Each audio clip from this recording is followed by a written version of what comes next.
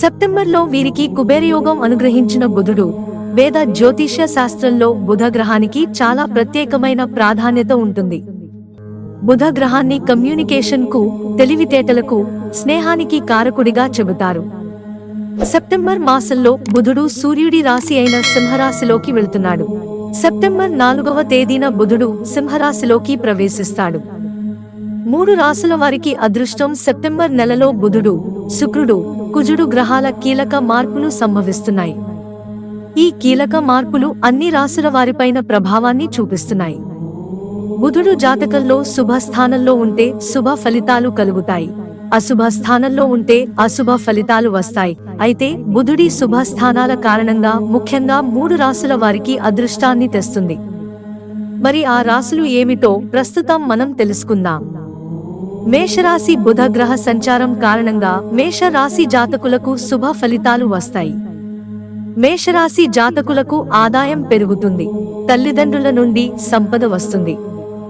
ఈ సమయంలో మేషరాశి జాతకులకు కళలు, సంగీతం పట్ల ఆసక్తి పెరుగుతుంది. సంతానం నుంచి శుభవార్తలు వింటారు. ఉద్యోగాలు చేసేవారు శుభవార్తలు వింటారు. వస్తు యోగం, వాహన యోగం కలుగుతుంది. మేషరాశి వారికి ఈ సమయం నిజంగా అదృష్ట సమయం. మిథున రాశి బుధ గ్రహ సంచారం కారణంగా మిథున రాశి వారు సంతోషంగా జీవిస్తారు. మిథున రాశి జాతకులు ఈ సమయంలో తల్లిదండ్రుల నుంచి మద్దతు పొందుతారు. ఈ సమయంలో ఆదాయం పెరుగుతుంది, ఉద్యోగంలోనూ పురోగతి కనిపిస్తుంది. విద్యాపరమైన పనులు ఆహ్లాదకరమైన ఫలితాలను ఇస్తాయి. సంతానంలోనూ సంతోషం పెరుగుతుంది. అనుకున్న పనులన్నీ పూర్తవుతాయి. సింహరాశి బుధ గ్రహ సంచారం కారణంగా సింహరాశి జాతకులకు కలిసొస్తుంది.